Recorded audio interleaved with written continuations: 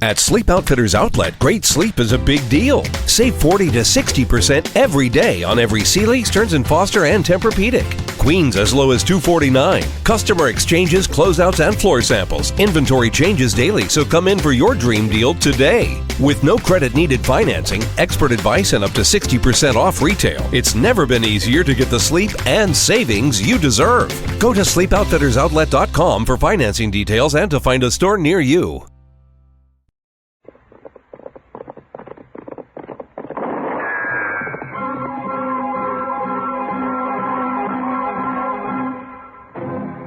Around Dodge City and in the territory on West, there's just one way to handle the killers and the spoilers, and that's with a U.S. Marshal and the smell of Gunsmoke.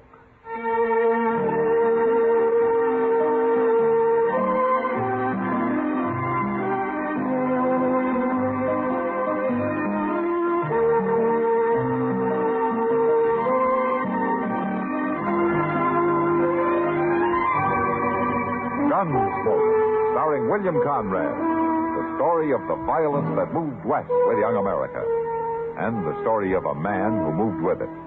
I'm that man, Matt Dillon, United States Marshal. The first man they look for and the last they want to meet. It's a chancy job, and it makes a man watchful and a little lonely.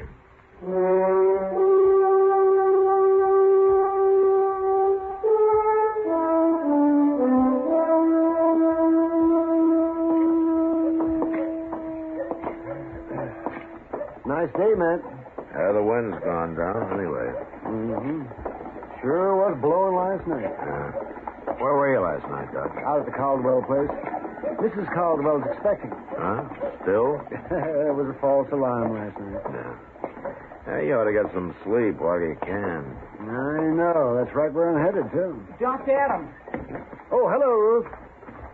I've been looking for you, Doc. Matt, this is Ruth Tucker. Shell Tucker's son. Hello, Roof. We ain't met before, Marshal. No, we haven't. How is your paw these days? Well, he's just like ever. But it's Ma I come to get Doc for. Your mom? What's the matter, Ruth? She swallowed a nail, Doc, and it's hurting her bad. Swallowed a nail? How'd she do that? Well, I told her not to, but she was fixing the chicken house anyway, and she had some nails in her mouth. You say it's hurting her? It's her stomach. She's got a terrible pain in her stomach. That's that. I'll ride out with you right away, Ruth. I ought to warn you, Doc. You know how Pa is.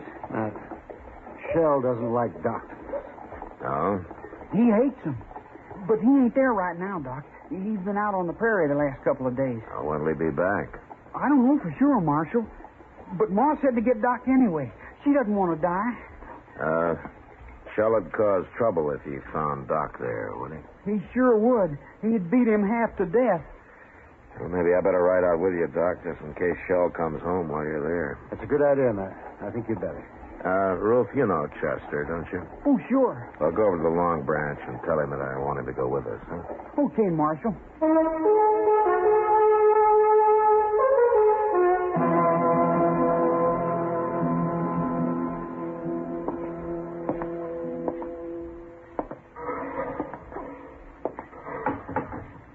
How is she, Mr. Dillon? Oh, I don't know, Chester. Doc's still working on her. Well, there ain't no sign of Shell, anyway. That's some help. What's the matter with a man like that, Mr. Dillon? Hating doctors the way he does?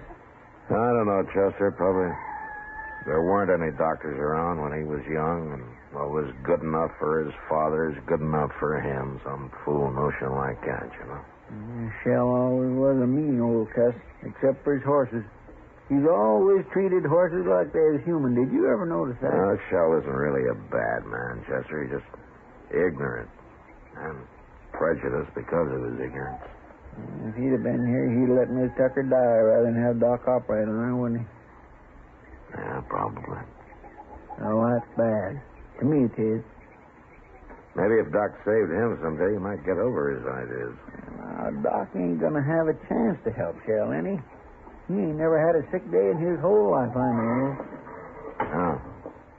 You all through, Doc? Yeah, all through, man. How is she, Doc? She's dead. Dead? I guess her heart couldn't take it. I don't know. I had to operate, though. She'd have died sure if I hadn't. It isn't your fault, Doc. You did all you could. Yeah, I know. But I always feel maybe if I'd have done it better, things like this wouldn't have happened. You're not to blame, Doc. You want me to tell Roof? I've already told him. He's in there with her. Huh? How'd he take it? He didn't say a word, Matt. No, Doc, you must be plumb wore out. I am. Doc, Oh, yes, sir. you too, Marshal. You're going to have to help me. Sure, we'll help you, Roof. What is it? Well, it's about Pa. I don't know what to tell him when he comes back. Well, just tell him the truth, Roof. Doc tried to save your mother, but he wasn't able to. Nobody could have. You don't know Pa very well, I guess. He just won't stand for it. There's nothing he can do about it now. It's all over. When Pa says a thing, he means it. And he said none of us was ever to go near a doctor. Roof, do you agree with your Pa's thinking? No. Neither did Ma. But we didn't dare cross him when he was around anyway. I'm afraid of him, Marshal. You have to stay here and tell him. Well, I've got to get over to the Caldwell place. That baby's due any time now. But you can't go now. I'll Doc. stay here till he comes back, Roof.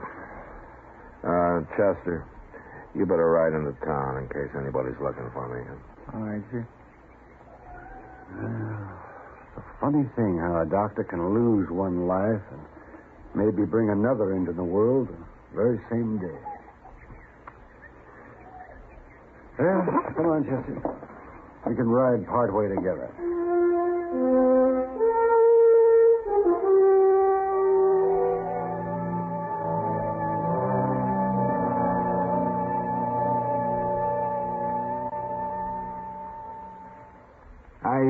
I got another one of those Civil War centennial stamps in my album here.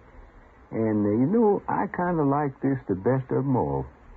Because it's the one on Appomattox, where the blue and the gray got together and decided to quit all that shooting and killing. Nothing here now. Yeah. Mm-hmm. Yes, here. Now, this Appomattox was just a little town in Virginia, but it got into history in a big way on April the 9th, 1865. That's when General Robert E. Lee figured the South had it and asked General U.S. Grant to come there and talk it over. Now, they say the Union general showed up wearing a private's uniform and kind of muddy from the ride. But looks didn't much matter. The thing was that Grant took to heart what President Lincoln said, like it's on the stamp, with malice toward none. Yeah. And he made the terms of surrender decent enough to go along with.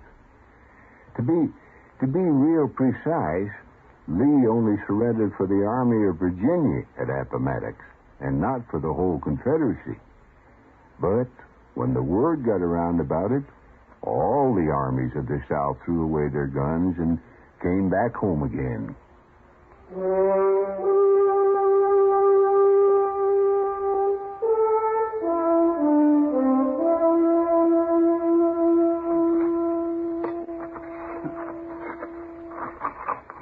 Well, that ought to do it, Ruth. I want her buried good, Marshal. How about a cross? You want to put a cross up? I'll let Pa decide that.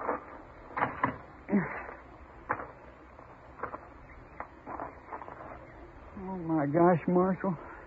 Here he comes now. Huh? Oh, yeah. It looks like he's been riding pretty hard, doesn't he?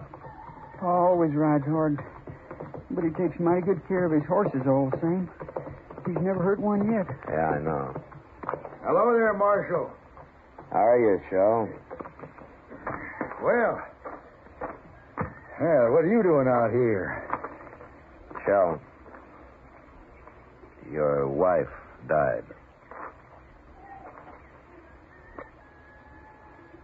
Died? Ruth and I just finished burying her. She died. Yeah, just a few hours ago. We didn't know when you'd get back, so we went ahead and buried her. What'd she die of? Well, she was holding some nails in her mouth, and she swallowed one of them. Ruth, take this horse into the barn and dry him off. Sure, Pa. Rub him good now. I will, Pa. Don't let him near no water yet. Oh. What are you doing out here, Marshal? I came out with Doc. Who? Doc Adams. He did everything he could to save her life, Shell. He cut on her, didn't he? Well, he tried to get the nail out, if that's what you mean. She'd have died from it if he hadn't. Cutting on her. That's what killed her. Look, Shell, your wife was dying, and Doc tried to save her. Now, that's what happened, no matter what you think. I got no use for doctors. They're all croakers. That's what my old man calls them, croakers, and that's what killed him. Now, well, I kind of figured that's where all this came from. Shell, have you ever thought maybe that your old man might have been wrong? Not about them, he wasn't. Who told Doc to come out here? Your wife wanted it. After all the times I've told her to stay away from doctors. Well, I guess she didn't want to die, Shell. I guess she wanted a chance to live. Poor defenseless woman. He come out here and killed her. Well, Doc Adams is going to pay for this, Marshal. I'm telling you right now. You lay a hand on Doc, and I'll run you out of the country, Shell. Maybe it won't be a hand I'll use, Marshal. Try anything like that, and you'll hang for it. I'll find you wherever you go. He killed my wife with his bungling butchery. He's a murderer. There isn't a man in Kansas that'll believe that. Doc's a pretty valuable citizen around here. Not to me, he ain't. It's an eye for an eye, Marshal, like it says in the book. You even try it, and I'll throw you in jail. I don't try nothing. Then you'll hang. Will I, Marshal?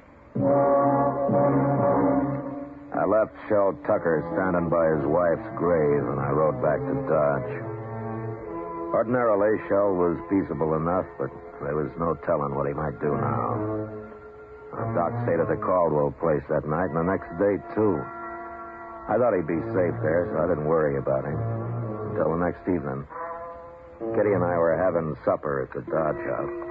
Matt, for a town that lives in the cattle trade, you'd think we'd be able to eat decent steak. You should have had the prairie chicken, Kitty. You didn't have to walk all the way from Texas. Oh, that steak I had got carried. It was too old to walk.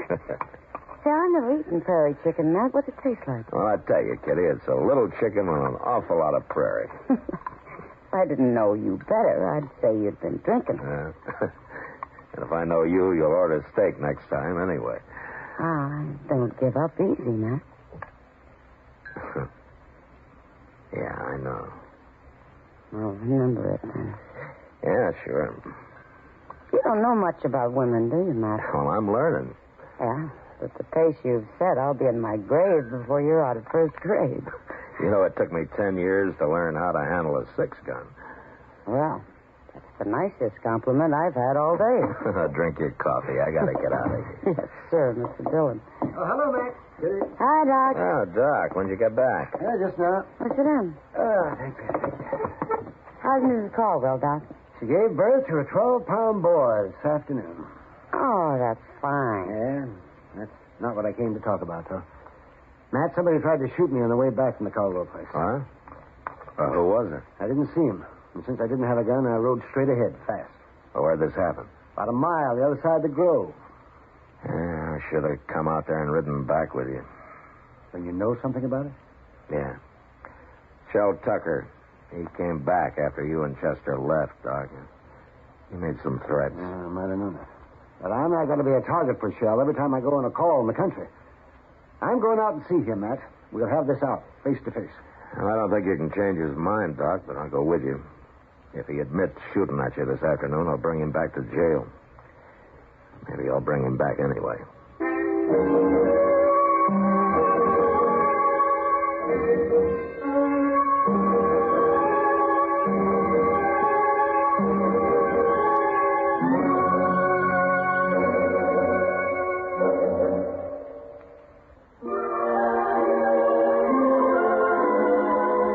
Hometowns in America have a lot in common. And yet they're each one of a kind. Take, for example, Niagara Falls, New York.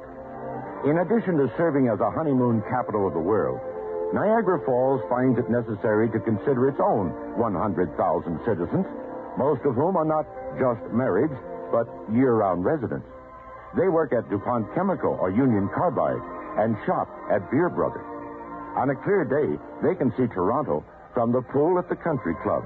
And in the evening, they read the Gazette and dine at the Treadway. Meanwhile, aside from the newlyweds, others take the plunge. Literally. One of these was Red Hill, a champion of the Falls, whose battered barrel is at the Falls Museum.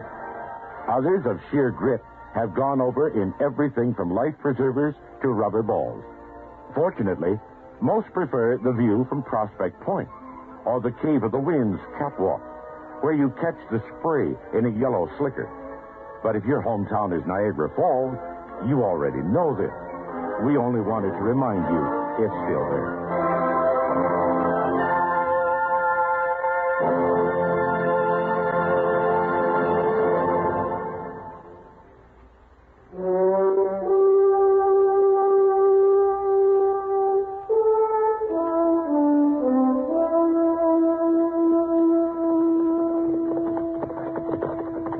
Somebody in the corral there, Matt. Yeah, it looks like Shell. Here's him and Ruth both. Now, let's leave them here. They'll stand.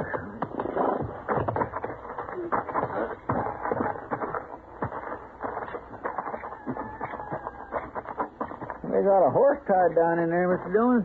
Well, he's down, Chester, but he's not tied. Oh, by God, he ain't. See, when you look at that. Yeah, he broke his leg. Well, that's too bad. Well, here we are. Doc, I'll go in first in case Shell gets excited. All right. Go ahead, I'll close it. Hello, Shell. Ruth. Hello?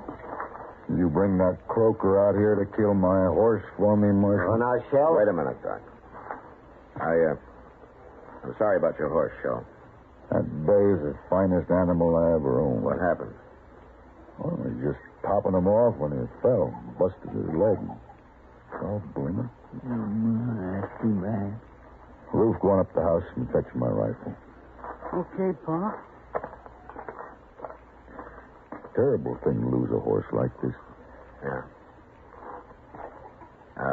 I'll do the shooting if you like, Shell. No, thanks. I'll kill him myself. It's my job. That's a funny thing. We always shoot a horse if it breaks a leg, but we wouldn't think of shooting a man when he does. You croakers got other ways of getting rid of people. I'll overlook that, Shell. But I'll tell you something. I don't want to hear nothing. You like that horse, don't you? Of course I do. Then don't shoot him. Don't shoot him. Look, Shell. That horse is done for anyway. So it won't hurt to let me try to fix his leg the same way I would with a man.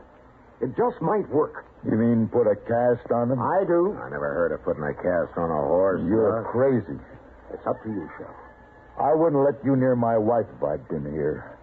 And I'm not going to let you fool with my horse. All right, Shell. You shoot your horse, and then I'm taking you back to Dodge. What for? You're going to jail for taking a shot at Doc yesterday. Now, I didn't exactly say that. Shut up, Doc. I ain't going to no jail. Yes, you are.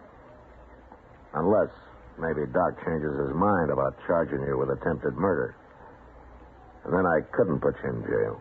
That's right.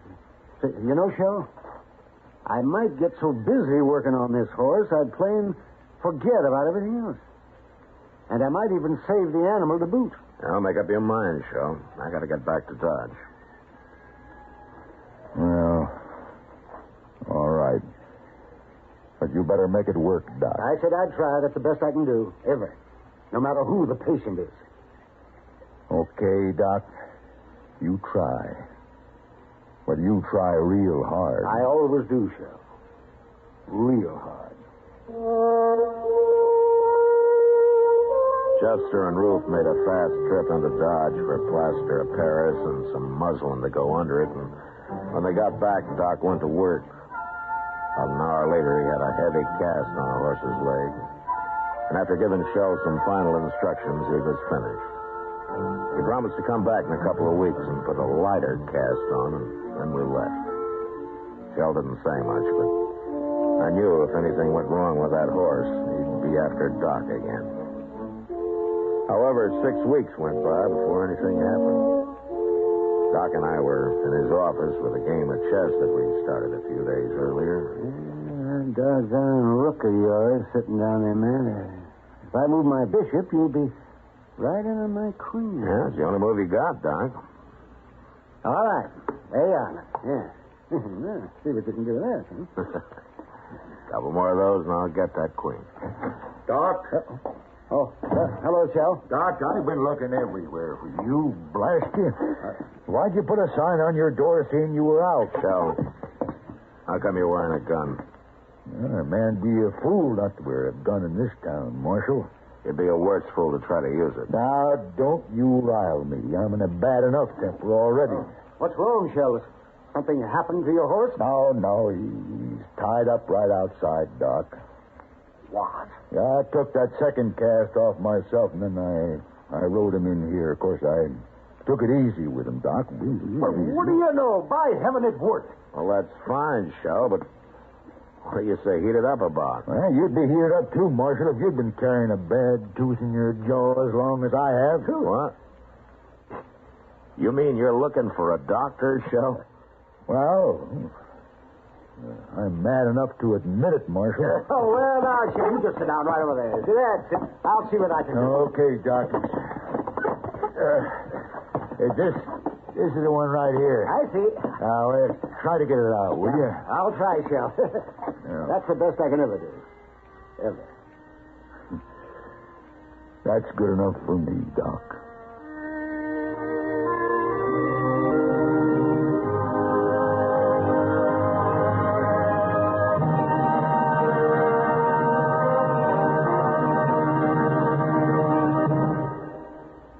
It seems that my best source for examples of usage of political terms is that old political character of a politician, Elijah Cuddlestone. To give you an example, I say there are too many factions. That is, too many factions are working against each other.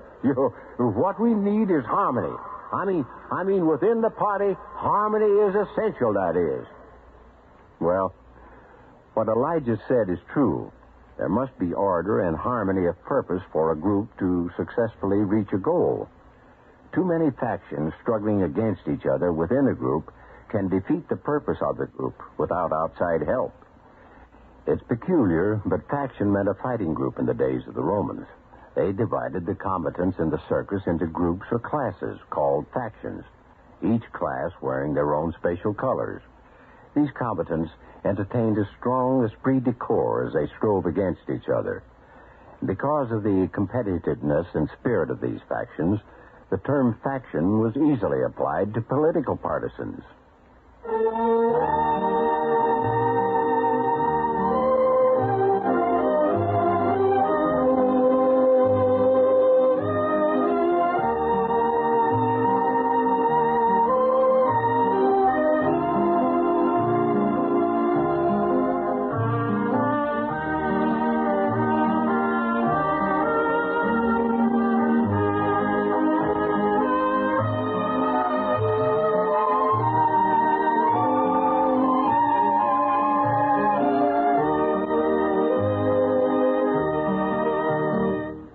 Gunsmoke. Produced and directed by Norman Macdonnell. Stars William Conrad as Matt Dillon, U.S. Marshal. Featured in the cast were Parley Bear as Chester, Howard McNear as Doc, and Georgia Ellis as Kitty. George Walsh speaking. Join us again next week for another specially transcribed story on Gunsmoke. This is the United States Armed Forces Radio and Television Service.